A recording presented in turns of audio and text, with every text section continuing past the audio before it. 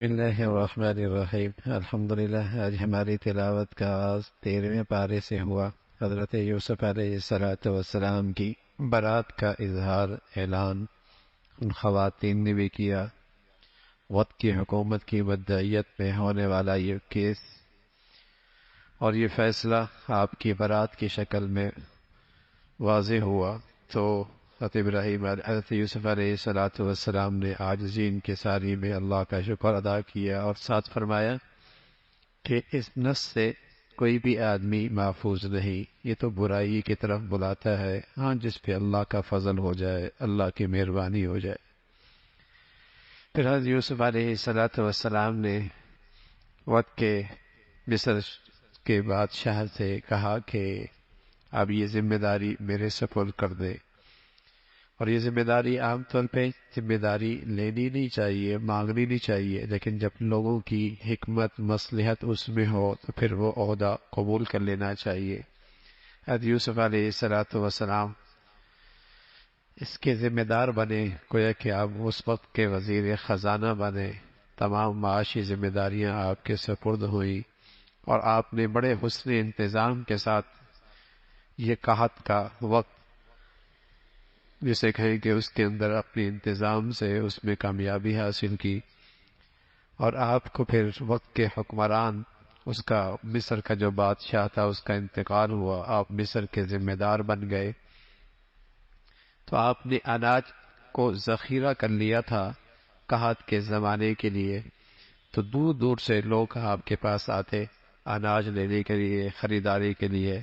تو آپ کے بھائی بھی آئے، کنعان سے آپ کے بھائی بھی آئے، اور جیسے ہی بھائی آئے تو آپ پہچان گئے، لیکن انہیں خبر نہ ہوئی، اور ان سے ساری کارگزاری حالات پوچھے۔ انہوں نے بتایا کہ ہم 12 بھائی تھے، ایک بھائی جنگل میں ہلاک ہو گیا، اس کی وجہ سے والد کافی غمزدہ رہتے ہیں، تو چھوٹا بھائی ہمارا بنیامین والد نے اپنے پاس رکھ لیا، ہمیں مجبوری کی وجہ سے غلہ لینے کے لیے بھیجا ہے۔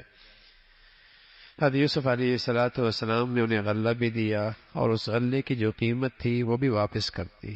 انہیں پتہ نہ لگا، لیکن جب واپس پہنچے اور ساتھ یہ بھی کہا کہ آئندہ اگر اپنے بھائی کو بھی لے کے آؤ گے تو تمہیں ایک اونٹ غلے کا اور ملے گا۔ واپس گئے تو اپنے وقت کے اس بادشاہ کا حسن سلوک کا تذکرہ کیا، اور جب اپنا سامان کھولا تو پیسہ بھی واپس تھا، تو بڑے خوشی کا اظہار کیا، ابا کی منتیں کی، ابا کو منایا کہ بنیامین کو بھی ہمارے ساتھ بھیجیں، غلہ ایک اونٹ اور بھی مل جائے گا۔ والد پہلے بڑے غم زدہ تھے، تکلیف میں تھے، کہا پہلے بھی میں نے تم پر اعتماد کیا ہے لیکن تم نے میرے اعتماد کو ٹھیس پہنچائی ہے۔ لیکن بچوں کا بہت اصرار بنیامین کو ساتھ لے دیا۔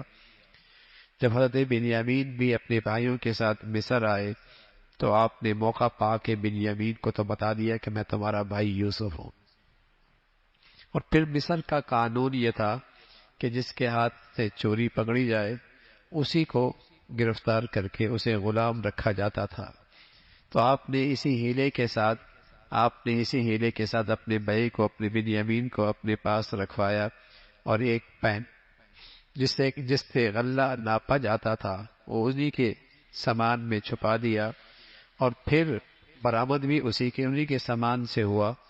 تو بنیامین وہیں ٹھہر گئے، اور یہ بھائی واپس جب چلے گئے اور واپس جا کر باپ سے کہہ دیا کہ آپ کے بچے نے یہ غلطی کی ہے، اور وہاں جو لوگ موجود تھے وہ بھی اس پر گواہ ہیں۔ حضرت یعقوب علیہ السلام نے معاملہ اللہ کے سپرد رکھا، لیکن وہی غم، وہی تکلیف حضرت یوسف علیہ السلام کا تذکرہ والد بہت کیا کرتے تھے، اور لوگ کہتے تھے آپ تو اتنا تذکرہ کرتے ہیں کہ آپ ہلاکی ہو جائیں گے، اور رو رو کر آنکھوں کی بینائی بھی حضرت یعقوب علیہ السلام کی ختم ہو گئی تھی۔ پھر حضرت یوسف علیہ السلام کے والد نے بیٹوں سے کہا کہ دیکھو میں اللہ کی رحمت سے مایوس نہیں ہوں، مجھے یقین ہے کہ یہ دونوں بیٹے مجھے ضرور ملیں گے، جاؤ تم تلاش کرو اور زندگی کے ضروریات کا بھی انتظام کرو۔ پھر یہ بھائی مصر آئے، اور مصر آ کر پھر وقت کے اس بادشاہ سے جو حضرت یوسف علیہ السلام تھے ان کے سامنے تقاضا رکھا، اور اپنی مجبوری کا اظہار بھی کیا، اب یوسف علیہ الصلوۃ والسلام نے فرمایا کہ تمہیں پتہ ہے تم نے یوسف کے ساتھ کیا زیادتی، کیا ناانصافی، کیا ظلم کیا تھا؟ تو وہ ایک دم چونک گئے، یوسف کا تذکرہ ان کی زبان پر کیسے؟ تو انہوں نے نظریں اٹھا کر دیکھا تو کہنے لگے انت یوسف، یوسف آپ ہی ہیں؟ حضرت یوسف علیہ الصلوۃ والسلام نے فرمایا ہاں انا یوسف، میں ہی یوسف ہوں، لیکن آپ کے پاس نبوت بھی تھی اور نبوت کا تحمل اور برداشت بھی تھا۔ جب بھائیوں کو پتہ لگا کہ یہ تو یوسف ہیں، گھبرا گئے، پریشان بھی ہو گئے، لیکن فوراً کہہ دیا کہ میں نے تمہیں معاف کر دیا، آج تم سے کوئی بدلہ نہیں لیا جائے گا اور میں نے تمہیں معاف کر دیا۔ بھائیوں کو بھی اپنے قصور کا احساس ہوا، اعتراف کیا، انہوں نے بھی معافی چاہی۔ حضرت یوسف علیہ الصلوۃ والسلام نے انہیں معاف کر دیا اور کہا جاؤ والد کو لے کے آؤ اور میری یہ قمیض لے کے جاؤ۔ یہ قمیض کیا تھا؟ ایک معجزہ تھا۔ فرمایا ابا کی آنکھوں پہ رکھو گے تو بینائی واپس آ جائے گی۔ ابھی قمیض مصر سے چلی ہی تھی کہ حضرت یعقوب علیہ الصلوۃ والسلام اپنے پاس بیٹھنے والوں سے فرمانے لگے کہ مجھے یوسف کی خوشبو آ رہی ہے۔ اللہ کی شان ہے، کنعان کے اندر کنویں کے اندر ہیں تو بیٹے کا کوئی نہیں پتہ چلا، اور اب مصر کے اندر ہیں، وہاں سے قمیض چلی تو خوشبو آنے لگی۔ اللہ کی مرضی ہے، جو چاہے کر سکتا ہے، اللہ کی قدرت ہے۔ کنعان اسی شہر کا جنگل ہے اور وہاں پر یوسف موجود ہے، باپ کو کوئی نہیں پتہ لگا، لیکن جب اللہ بتانے پہ آئے تو مصر سے بھی قمیض چلی تو یعقوب علیہ الصلوۃ والسلام کو خوشبو آنے لگی۔ ادھر قافلہ بھی پہنچ گیا اور وہ آنکھوں پر رکھی قمیض تو بینائی واپس آ گئی، اور پھر یہ والدین اور یہ سارے بھائی حضرت یوسف علیہ الصلوۃ والسلام کے پاس آئے اور جیسی دربار میں حاضر ہوئے تو سجدہ تعظیمی بجا لایا۔ وہ خواب کی تعبیر سر کی آنکھوں سے نظر آ گئی کہ سورج چاند سجدہ کر رہے، 11 ستارے سجدہ کر رہے، یہ سجدہ تعظیمی تھا۔ ہماری شریعت محمد رسول اللہ کی جو آخری شریعت ہے، یہ قیامت تک کے لیے ہے۔ ان تمام راستوں کو بھی بند کر دیا گیا اور حرام قرار دیا گیا جن راستوں سے شرک آ سکتا ہے۔ عبادت کا سجدہ تو تمام شریعتوں میں حرام رہا ہے اور حرام ہے، تعظیم کا سجدہ بھی ہماری شریعت میں حرام ہے۔ تعظیم کا سجدہ بھی ہماری شریعت میں حرام ہے۔ ہمارے ہاں مصافحہ ہے، ہمارے ہاں سلام ہے، وہاں یہ تعظیم کا سجدہ تھا، تو یہ اس کی تعبیر ان کے سامنے آئی، اور حضرت یعقوب علیہ الصلوۃ والسلام نے بھی اپنے بیٹوں کو قصور معاف فرما دیا۔ یوسف علیہ الصلوۃ والسلام اللہ کے سامنے شکر کے کلمات کے ساتھ اپنے دل کے جذبات کا اظہار کرتے ہیں۔ اللہ تیری نعمتوں کی حد کوئی نہیں، اتنے بڑے احسانات کیے، تو نے میری زندگی کنویں سے بچائی، جیل میں رہا، اور پھر آج آپ نے مجھے یہ عزت بخشی ہے، اور آپ ہی میرے کارساز ہیں دنیا آخرت میں، اور دعا کی، درخواست کی، اللہ اسلام پہ زندگی دینا اور اسلام پہ خاتمہ فرما۔ حضرت یوسف علیہ الصلوۃ والسلام اللہ سے اتنی ساری ڈھیر ساری نعمتیں ہیں، لیکن سبحان اللہ، نعمتیں اللہ کی نعمتیں ہی رہیں زندگی میں تو آدمی کے اندر عاجزی بڑھتی ہے، عاجزی کے اندر عاجزی بڑھتی ہے، شکر بڑھتا ہے، اللہ کی طرف رجوع بڑھتا ہے۔ تو حضرت یوسف علیہ الصلوۃ والسلام نے ان نعمتوں میں اسی جذبات کا اظہار کیا۔ تو یہ ایک پورا واقعہ تھا حضرت یوسف علیہ الصلوۃ والسلام کا، جو اللہ کے نبی نے اس وقت لوگوں کو سنایا، اور یہ خود آپ کی نبوت کی دلیل تھی، اس لیے کہ ان تاریخی واقعات کے موقع پہ آپ تو موجود نہیں تھے، اللہ نے آپ کو وحی کے ذریعے یہ سارے واقعات بتائے، اور اس واقعے میں بہت بڑا سبق کہ بسا اوقات کوئی مصیبت بھی کسی بڑی نعمت کا ذریعہ بن جاتی، آزمائش بھی بسا اوقات کوئی بہت بڑی نعمت کا ذریعہ بن جاتی ہے، اور پھر صبر اور تقوی یہ کبھی ضائع نہیں ہوتا، صبر اور تقوی کبھی ضائع نہیں ہوتا۔ آپ کے حضرت یوسف کی زندگی میں آپ کو دونوں چیزیں نظر آئیں گی، صبر اور تقوی، آپ کو یہ کبھی ضائع نہیں ہوتی، اس کا ثمرہ ضرور ملتا ہے، صبر کا، تقوی کا۔ اور پھر کس طریقے سے سبق ملا کہ بھائیوں میں بھی اگر حسد پیدا ہو جائے تو بڑے افسوسناک واقعات پیش آ جاتے ہیں، اس کا تذکرہ فرمایا، اور پھر کس طرح مرد عورت کی خلوت آدمی کو فتنوں میں مبتلا کر دیتی ہے. زلیخا کو خلوت نہ ملتی، تنہائی نہ ملتی تو اس برائی کا منصوبہ بندی بھی نہ کرتی، اس برائی کی منصوبہ بندی بھی نہ کرتی اگر خلوت نہ ملتی. اس لیے ہماری شریعت میں فرمایا مرد کا اجنبی عورت کے ساتھ خلوت اور تنہائی حرام ہے، حرام. لیکن اب تو پتہ نہیں کیا ہو گیا مسلمانوں کو، جوان بچیاں تنہائیوں میں ٹیوشن پڑھ رہی ہوتی، جوان بچے تنہائیوں میں غیر اجنبی عورتوں کے بچیوں کے ساتھ بیٹھ کے پڑھ رہے ہوتے.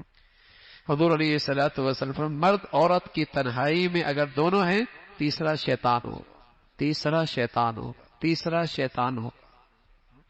تو ہماری شریعت میں مرد کا عورت کا خلوت اور تنہائی اجنبی مرد اجنبی عورت کے ساتھ حرام ہے، حرام ہے. اور یہ حرام کہنا اللہ کی طرف سے ہے اور انسانیت کی اس میں مصلحت ہے، معاشرے اور سوسائٹی کی اس میں پاکیزگی اور طہارت ہے.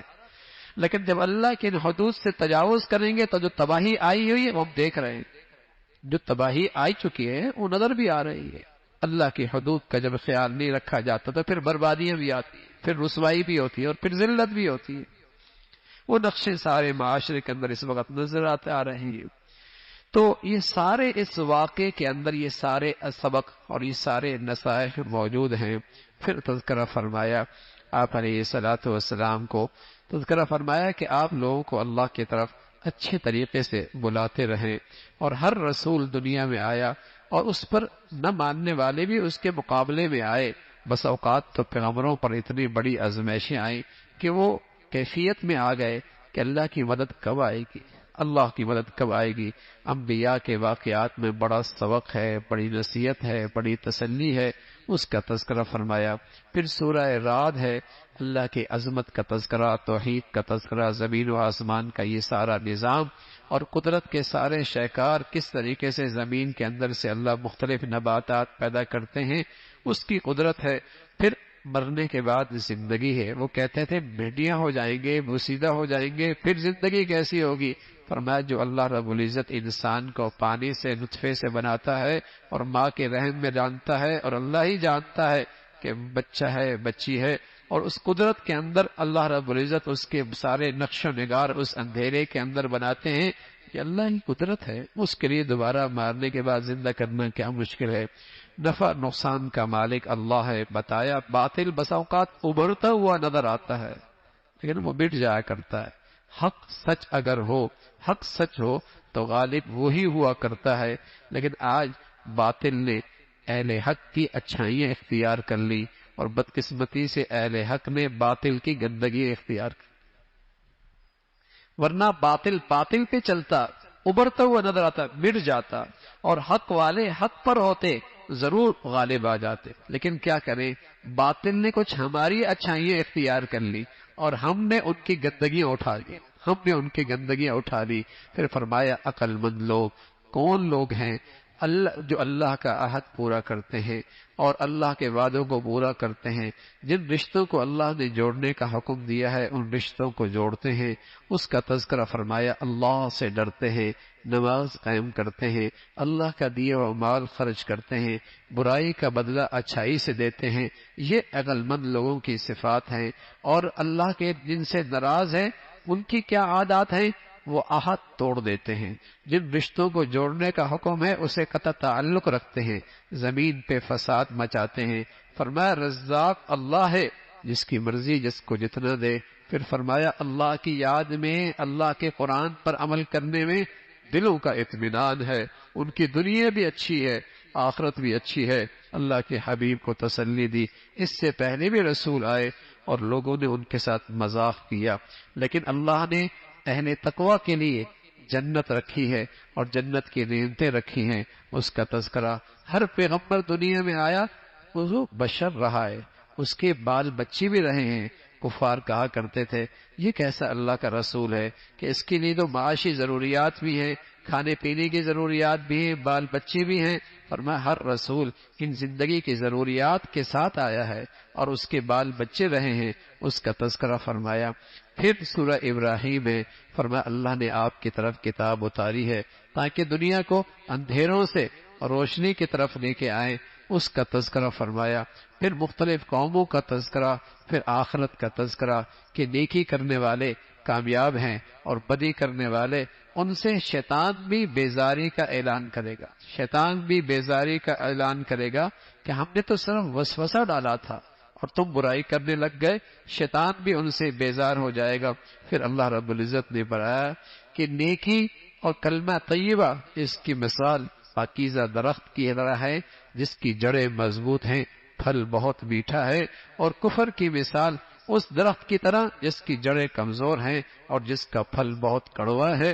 اللہ کی عظمت اور بڑائی کا تذکرہ فرمایا، آسمان اور زمین کا یہ پیدا کرنا، رات دن کا یہ آنا، یہ سب اللہ کی قدرت کا شہکار ہے۔ اور پھر خاص طور پہ حضرت ابراہیم علیہ السلام کا تذکرہ فرمایا، جب آپ شام سے اپنے بچوں کو لے کر مکہ مکرمہ پہنچے، اور مکہ مکرمہ میں ایک وادی ذی زر جہاں کالے پہاڑ تھے اور جہاں زندگی کا کوئی سامان نہیں تھا اور آدم نام کی کوئی چیز نہیں تھی، اللہ کے حکم پر اپنے بچوں اور اپنی اہلیہ کو وہاں چھوڑ کر واپس جانے لگے، اور پہاڑ کے اوٹ میں جا کر پھر اللہ سے دعا کی۔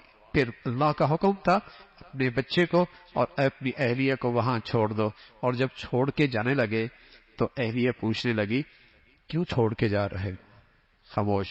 پھر پوچھا کیوں چھوڑ کے جا رہا ہے؟ پھر خاموش۔ جواب کا حکم تھا خاموش رہنا۔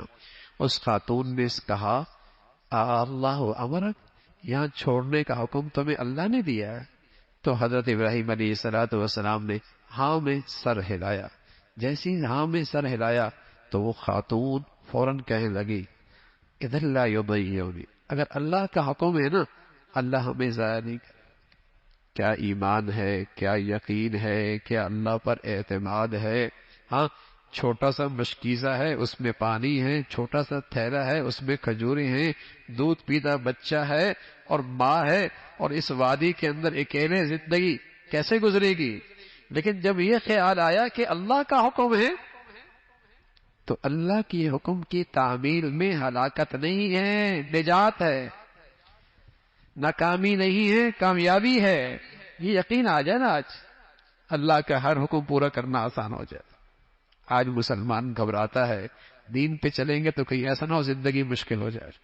دین زندگی مشکلات کے لیے نہیں آیا، دین تو زندگی سے مشکلات ختم کرنے کے لیے آیا۔ دین ذلت دینے کے لیے نہیں آیا، عزت دینے کے لیے آیا۔ دین ناکامی کے لیے نہیں آیا، کامیابی کے لیے آیا۔ لیکن اعتماد ہو، اللہ پر اعتماد ہو تو اس کے حکموں کی اہمیت ہو۔